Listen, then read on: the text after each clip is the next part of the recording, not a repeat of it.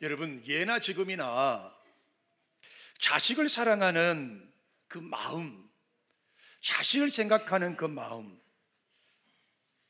마음은 어느 시대를 막론하고 어머니들의 특징일 수밖에 없을 거라고 생각합니다. 자녀들이 잘 되는 일이라고 한다면, 자녀들이 잘 될 수만 있다면 뭐든지 할 수 있다는 생각을 갖고 있는 것이 아버지인 우리 남자들보다 어머니인 것 같아요. 물론 이것이 좀 지나치게 되면 상식을 뛰어넘거나 또 지나치다 싶으면 다른 사람들에게 피해를 줄 수도 있습니다만은, 그러나 어쨌든 이것은 역사 이래로 아마 모든 어머니들의 마음이지 싶습니다. 여러분, 예수님 시대에도 치맛바람이 있다는 사실을 아십니까? 2000년 전에 예수님께서 활동하시던 그 시대에도 치맛바람이라는 것이 여러분 있었어요. 오늘 본문을 보세요. 예수님의 12 제자들 중에서 세베대의 아들 야고보와 요한이, 이 두 제자가 어머니와 함께 주님께 나와 절을 합니다. 아주 깍듯하게 주님에게 나와서 예를 표하지요. 그리고 무언가를 부탁합니다. 오늘 본문의 말씀을 우리가 좀 자세히 살펴보면 아마도 그 예수님께 나왔던 그 요한과 야고보의 어머니도 아마 자랑스럽게 떳떳하게 말한 것 같지 않아요. 아마 오늘 본문의 말씀에 보면 아마 우물쭈물 했을 거라고 생각이 들어요. 그래서 오늘 본문은 뭐 이렇게 말합니다. 20절에 보니까 무엇을 고하니? 그러니까 예수님 앞에 떳떳하게 내 두 아들을 좌편과 우편에 앉게 해달라고 하는 요구가 아니라 그 요구를 아마 중얼거리면서 했을지 모르겠어요.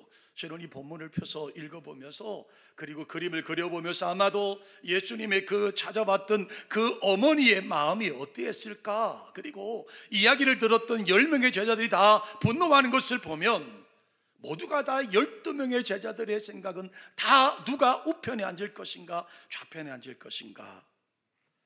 그런데 야고보와 요한의 어머니가 오셔서 예수님에게 우물쭈물하게 되니까 주님께서 21절의 말씀에 보면 정확하게 묻습니다. 뭐라고 말합니까? 무엇을 원하느냐?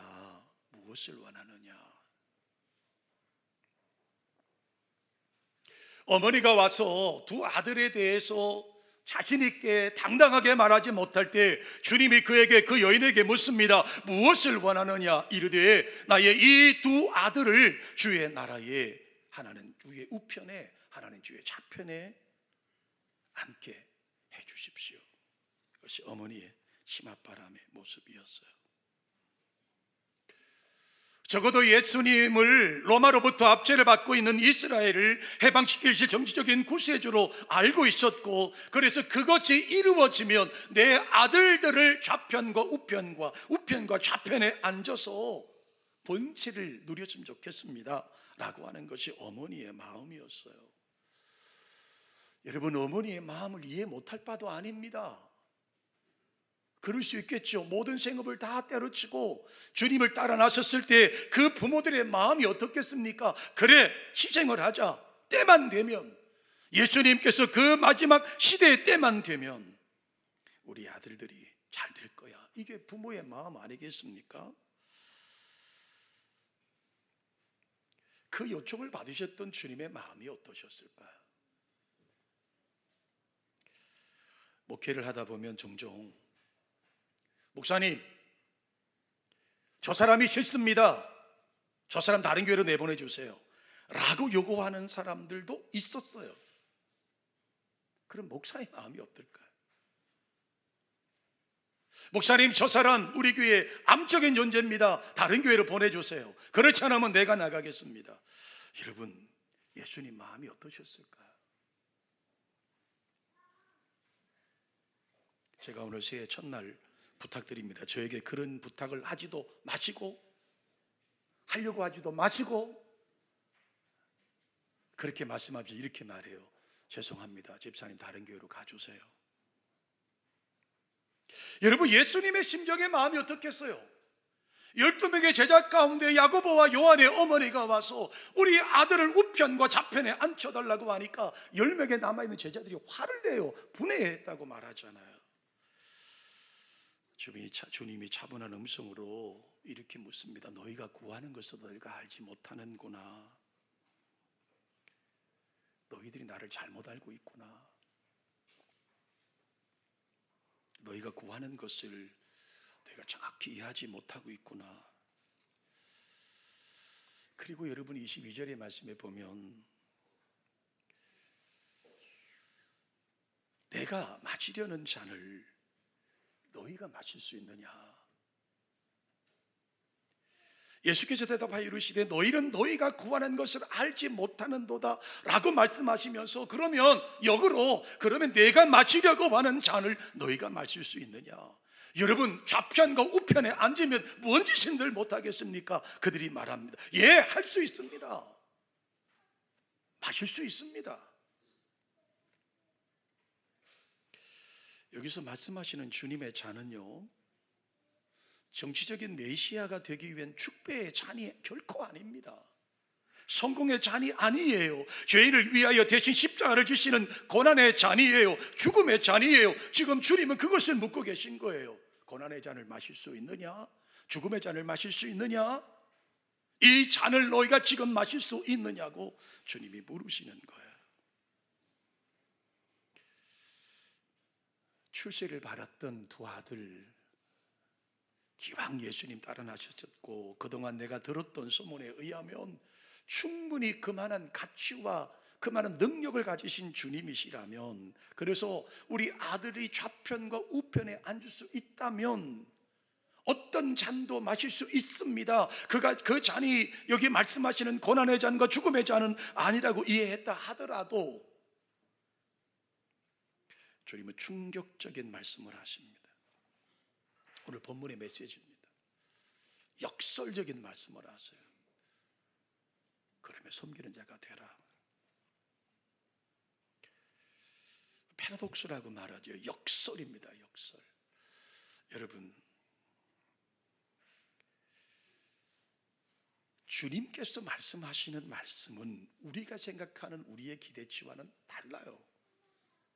주님이 말씀하시는 그 말씀의 그 가르침은 우리가 일반적으로 들을 수 있는 말씀과 전혀 반대의 말씀을 하고 있어요. 마치 진리와는 정반대의 모습처럼 우리 가운데 소개되고 있지만, 그러나 주님께서 말씀하시는 그 역설 속에는 굉장한 진리가 담겨 있습니다. 여러분, 저를 한번 따라해 보실까요? 기독교는 역설의 종교입니다. 아멘이시죠? 우리 기독교는 어떤 종교라고요? 역설의 종교예요. 역설의 진리가 복음 안에 자리 잡고 있는 종교가 우리가 믿는 우리 기독교예요. 자, 그렇다면 주님께서 오늘 우리 가운데 말씀하시는 2026년도 첫 해를 시작하는 우리 교회 저와 여러분에게 주시는 메시지는 뭐냐 하면, 첫 번째, 역설적으로 죽어야 산다는 말씀을 하시는 거예요. 예수님께서 제자들에게 내가 마시려는 잔을 마시겠느냐고 물으신 것은 나처럼 죽을 수 있느냐라고 말씀하시는 거예요. 그 어머니에게, 그리고 야고보와 요한에게, 나머지 10명의 제자들에게 너희가 잘 되기를 원하느냐? 출세하기를 원하느냐?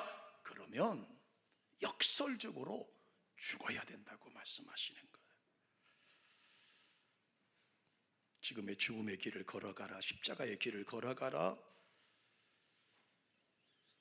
고난 속에 들어가 있는 출세길은요, 정반대의 길을 주님께서 말씀하고 있는 거예요. 죽음의 길로 들어선다라고 하는 것은 일반적으로 출세와 명예와 권력을 얻는 것과는 정반대의 길을 걸어가라고 주님이 말씀하세요.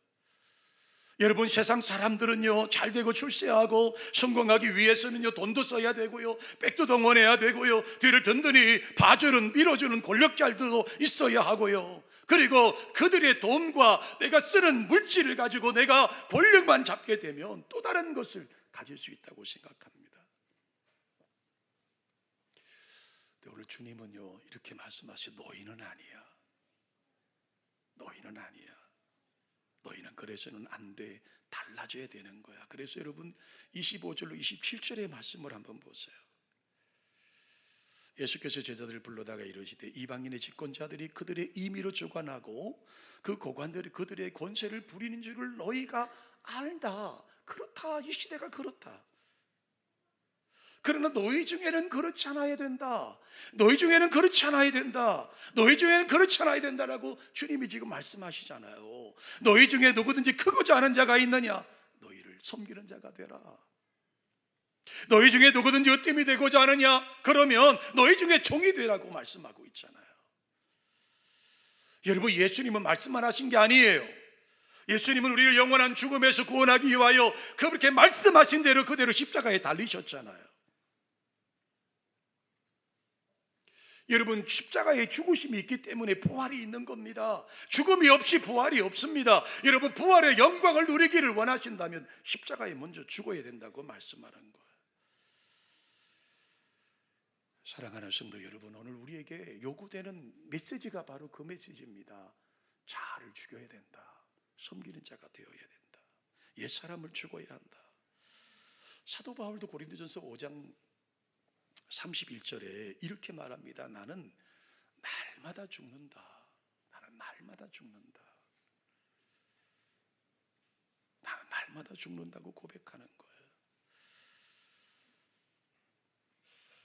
갈라디아서 5장 24절에도 바울 사도는 우리에게 이렇게 말씀하고 있습니다. 그리스도 예수의 사람들은 육체와 함께 그 정욕과 탐심을 십자가에 못 박았다고 말씀하고 있는 거예요.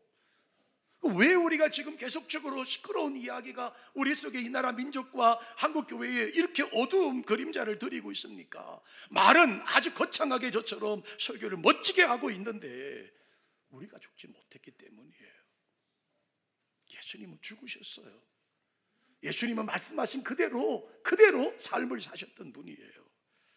그러므로 사랑하는 성도 여러분, 주님 앞에서 우리가 섬김의 아름다움을 본을 보이시려면 먼저 저와 여러분이 예수의 십자가 앞에서 죽는 한 해가 되는 은혜가 있기를 주님의 이름으로 축원합니다. 지금 주님이 역설적으로 패러독스를 말씀하는 거예요. 역설적으로 너희가 섬김받기를 원하느냐, 너희가 내 좌우에 앉기를 원하느냐, 그러면 죽어야 할 것이라고 말씀해요. 두 번째로요, 주님은 본문을 통해서 얻고자 하려면 버리라고 말씀하세요. 주님의 십자가는 어떻게 보면 버리는 일입니다. 주님의 십자가는 주님의 자신의 생명을 버리셨어요. 십자가 위에서 예수님의 삶을 포기하셨습니다. 모든 영광을 다 십자가 위에서 버리셨다고요. 여러분, 예수님은 십자가 위에 자신의 피를 버리셨습니다. 여러분, 자신의 살점도 버리셨어요. 심지어 자신이 입고 있던 옷까지도 버림을 받았습니다. 로마 병정들이 주님의 옷을 가지고 제비를 뽑지 않습니까? 하나님의 아들이라는 자리도 버리셨어요. 하나님의 아들의 영광도 버리셨어요. 예수님은요, 저와 여러분을 구원하기 위해서 생명과 피와 몸과 모든 영광된 자리를 버리셨어요. 버리셨더니 하나님이 어떻게 하십니까? 다시 부활시켜서 다시 얻게 하셨습니다. 우린 무엇인가를 취하려고 합니다. 무엇인가를 움켜쥐려고 합니다. 무엇인가를 쟁취하려고 합니다. 그러나 주님은 오늘 우리 교회에 말씀하십니다. 주는 자가 복되다고요. 겉옷을 달라 하면 속옷까지 벗어주라고 하시는 것이 역설적인 주님의 가르침이지 않습니까? 한 부자 청년이 주님을 찾아옵니다. 이 청년은 대단한 청년입니다. 이 청년이 주님에게서 묻습니다. 내가 어떻게 하면 영생을 얻겠습니까? 주님께서 계명지켜라.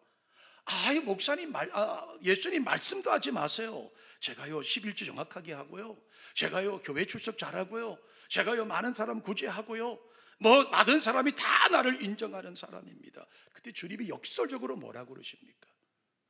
내 제사를 팔아서 가난한 사람을 주고 나를 따르라고 말합니다. 그때 그 청년은 포기합니다. 누가복음 6장 38절의 말씀에 보시면 이렇게 말씀하시죠. 주라 그리하면 너희에게 어떻게 해요? 줄 것이니 곧 후이되어 누르고 흔들어 넘치도록 하여 너희에게 안겨주리라. 할렐루야. 뭐라고 말씀하신다고요? 줘봐. 주면 하나님께서 흔들어 후이 되어 누르고 흔들어 넘치도록 주시겠다고 말씀하세요. 여러분, 우리가 이 진리를 알면요, 헌금하는 것이 얼마나 감사하고 행복한지 몰라요. 왜냐하면 기대치가 있잖아요. 하나님 앞에서. 왜요? 하나님께 드리면, 하나님께 주면 하나님은 후이 흔들어 넘치도록 꽉꽉 눌러서 우리에게 주신다고 말씀하고 있잖아요. 우리가 새벽 예배 때 전도서 11장 1절의 말씀에 보면 너희 식물을 너희 떡을 물에 던지라고 말씀하세요. 그리고 그 다음에 말씀이 있어요. 너는 내 떡을 물 위에 던지라. 그리하면 여러 날 후에 도로 다시 찾을 것이다. 던지는 자에게 다시 받을 것이라고 말씀하세요. 여러분, 믿음의 조상 아브라함도 100세에 얻은 이 독자 이삭을 하나님을 위해 버렸습니다. 과감하게 포기했습니다. 그랬더니 하나님이 다시 이삭을 되돌려 주시지 않습니까? 여러분, 영성의 기초는요, 버리는 것이라는 말이 있어요. 버릴 때 인간적인 것이 아닌 하늘의 양식이 되어서 돌아오는 거예요. 여러분, 모세의 지팡이는 똑같은 지팡이입니다. 그 지팡이가 무슨 금색깔로 바뀐 것도 아니고 변형된 것도 아닙니다. 그가 들고 있었던 그 지팡이는 자신의 몸을 지탱해주는 지팡이였습니다. 주님이 버리라고, 하나님이 버리라고. 그 지팡이를 땅에 던져라, 버려라. 던졌어요. 뱀이 되었죠. 다시 꼬리를 잡았습니다. 지팡이로 바뀔 때 여러분, 그 지팡이가 바뀌었나요? 지팡이의 모양이 바뀌었습니까? 색깔이 바뀌었습니까? 아닙니다. 바뀐 것은 하나 있다면 하나님의 능력의 지팡이가 될 수 있었다라고 하는 겁니다. 그러므로 여러분, 기도 제목이 있으십니까? 하나님 앞에 2026년도에 꼭 이루고 싶은 것이 있으십니까? 무언가를 그분에게 더 던져버리셔야 돼요. 그 결단이 우리에게 있어야 돼요. 물질도 버리셔야 돼요. 시간도 버리셔야 돼요. 여러분, 정성도 주님 앞에 버리셔야 돼요. 버릴 때 하나님께서 우리에게 더 크고 누르고 흔들어 꽉꽉 눌러서 채워주신다고 약속하고 있어요. 이 복을 올 한 해 함께 누리셔서 연말에 간증의 주인공 되시는 은혜가 있기를 주님의 이름으로 축원합니다. 마지막 세 번째 역설이 있습니다. 그것은 크고자 하느냐? 그러면 섬기는 자가 되라고 말씀하십니다. 우리 다 같이 26절과 27절 말씀을 함께 봉독해 보실까요? 26절로 27절입니다. 읽습니다. 시작. 너희 중에는 그렇지 않아야 하나니 너희 중에 누구든지 크고자 하는 자는 너희를 섬기는 자가 되고 너희 중에 누구든지 으뜸이 되고자 하는 자는 너희의 종이 되어야 하리라. 할렐루야. 여러분, 크게 되는 것과 섬기는 것은 반대 개념이에요. 으뜸과 종은 반대 개념이라고요. 밑에 있는 사람과 높게 있는 사람은 반대 개념이에요. 밑에 있는 사람이 윗사람을 섬기는 것이 당연한 겁니다. 종이 상전을 모시는 것이 당연하지 않습니까? 그런데요, 오늘 주님은 우리에게 이렇게 말씀하십니다. 아니야, 역설적으로 섬기는 자가 높은 사람이야 라고 말합니다. 여러분, 요셉은 애굽으로 팔려가 보디발의 집에 종으로 섬겨야 할 이유가 전혀 없었어요. 또 감옥에 가서 간수장을 섬길 이유가 요셉에게 전혀 없었다고요. 억울한 일 아닙니까? 그러나 그는 섬겼습니다. 하나님은 그 과정을 통해서 요셉을 훈련시키셨고, 그리고 그 훈련의 단계가 끝났을 때 애굽을 그에게 맡기신 거 아닙니까? 사랑하는 우리 드림 가족 여러분, 섬겨야 높아질 수 있는 겁니다. 섬겨야 높아지는 겁니다. 종이 돼 봐야 으뜸이 될 수 있다는 말이에요. 그 과정을 거쳤던 요셉이 애굽의 총리가 되지 않았습니까? 여러분, 주님도 이 땅에 섬기기 위해 오셨어요. 제가 순구영신 예배 때 여러분에게 말씀드릴 때 우리 교회가 이제 여러분 어느덧 개척된 지가 33년이 되었습니다. 연말에 하나님께 나와서 밤에 혼자 기도하면서 하나님, 33년이라는 나이를 먹었습니다. 예수님이 이 땅에 오셔서 33년의 삶을 사시고 6월절에 희생의 제물이 되셨어요. 자, 우리 교회도 33살이 되었습니다. 청년의 나이죠. 이제 온기왕성하게 활동할 수 있는 나이예요. 하나님, 어떻게 할까요? 우리 교회를 어떻게 이끌어 가야 할까요? 어떻게 표를 정하고 어떻게 새 예산을 짜고 어떻게 가야 할까요? 그때 주셨던 마음의 메시지가 바로 본문이에요. 섬기는 자가 되면 좋겠다. 섬기는 자가 되면 좋겠다. 그리고 그 마음의 음성을 듣고 본문을, 성경을 찾아보면 주님은 다 섬기셨어요. 때로는 철딱선이 없는 것들이 와서 오늘 본문의 말씀처럼 여러분, 그렇게 철딱선이 없는 아들을 둔 엄마가 와서 치맛바람을 일으키지만 주님은 거기에 화내시는 적이 없어요. 섬겨라. 섬겨야 되는 거야. 섬겨야 높아질 수 있는 거야. 섬겨야 하나님이 복 주시는 거야. 28절의 말씀을 보십시오. 주님은 지금 그 세베대의 그 아들, 두 아들 야고보와 요한, 그리고 사실은 그 어머니, 그리고 여기 본내고 있는 10명의 제자를 향하여 이렇게 말씀하고 있습니다. 내가 온 것은, 인자가 온 것은 섬김을 받으려 함이 아니라 도리어 섬기려 하고 자기 목숨을 많은 사람의 대성물로 주려 함이라. 주님께서 종이 되셨다는데 우리가 종이 못 될 이유가 뭐가 있습니까? 주님이 섬기러 오셨다는데 우리가 섬기지 못할 이유가 어디 있습니까? 왜 우리가 자꾸만 섬김이 안 되는 줄 아세요? 내가 뭔가 대접받을 만한 뭐가 있다고 생각하기 때문이에요. 왜 고린도 교회가 여러분 싸움이 나는 줄 아십니까? 나는 개척교회 멤버야. 나는 바울 사도 밑에서 훈련받은 사람이야.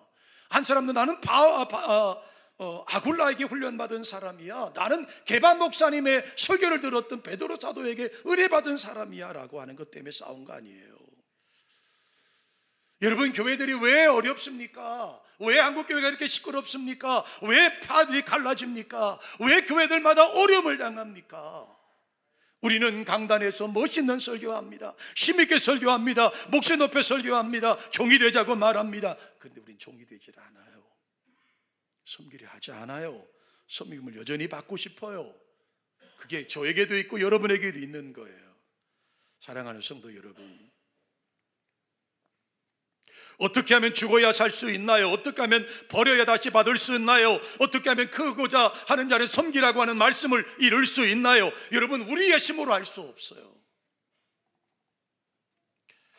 저는 이 말씀의 마지막에 깨달은 은혜가 하나 있어요. 그것은 너희가 할 수 있는 게 아니야. 인간이 할 수 있는 게 아니야. 너희가 아무리 성숙해도 할 수 없어. 결국은 하나님이 동행하시면 가능하다라고 하는 메시지를 주는 거예요. 하나님이 함께 하시면. 저는 새벽 예배를 일찍 나오든 어느 시간에 나오든 항상 고백하는 고백이 있어요. 하나님, 은혜를 거두지 말아주세요. 우리 드림교회를 은혜를 거두지 말아주세요. 은혜를 거두지 말아주세요. 여러분, 어떻게 섬길 수 있어요? 은혜 생활을 하셔야 됩니다. 그럼 우리는 어떻게 해야 됩니까? 기도 생활을 놓치시면 안 돼요. 여러분, 기도하던 분들이 기도 생활을 놓쳐버리면요, 다시 원점으로 돌아갈 수밖에 없어요. 이 속에 예수 그리스도를 모셨던 내 속이 인간의 욕심으로 가득 찰 수밖에 없어요. 그래서 우린 끊임없이 기도하고 끊임없이 그분 앞에 낮아져야 되는 거예요. 말씀을 정리합니다. 2026년도에는 섬김으로 정했습니다. 여러분, 저도 섬기겠습니다. 우리 모두가 섬김의 본을 보일 수 있는 드림 가득 되시기를 주님의 이름으로 축원합니다. 예수님의 삶을 돌이켜 보십시오. 33년의 생이 마지막입니다. 십자가의 마지막 클라이막스는 십자가의 죽으심이에요. 십자가의 죽으심이 예수님의 마지막 클라이막스입니다. 처참하리만큼 옷을 벗기고 살점이 떨어져 나가고 피를 흘리고, 그리고 마지막 다 이루었다 라고 말씀하시며 생을 마감하신다고요. 얼마나 비참합니까? 하나님의 영광이신 그분께서 십자가에 왜 그렇게 당하셔야 되겠습니까? 미처 몰랐죠. 그 다 이루었다 비참한 죽음 뒤에 3일 후에 찬란한 여명이 그 땅에 밝아졌고요. 예수님은 무덤에서 부활하신 거예요. 그 부활하신 주님이 오늘 우리에게 말씀하고 계신 거예요. 너희 힘으로는 안 돼. 인간의 생각으로는 할 수 없어. 어떻게 죽냐? 어떻게 버리냐? 어떻게 취한 건데? 어떻게 내가 낮은 사람이 될 수 있느냐? 그런데 내가 너와 함께하면 할 수 있어. 내가 낮은 자가 되면 너를 사람이 높여줄 거야. 내가 종이 되면 하나님이 너를 으뜸으로 만들 거야. 아브라함도 이삭을 버렸지 않니? 너도 버리면 내가 너를 들어 쓰신다고 약속하시고 있는 거예요. 우리 이 진리를 가슴에 담고 2026년도에 섬김의 삶을 살아가는 우리 드림교회가 되시기를 주님의 이름으로 축원합니다. 우리 교회가 노회를 섬기고 기장구 기독교연합회를 섬기고 지역교회를 섬기고 그 섬김이 더 아름다워지는 교회가 되기를 다시 한번 주님의 이름으로 축복합니다. 고마우신 하나님,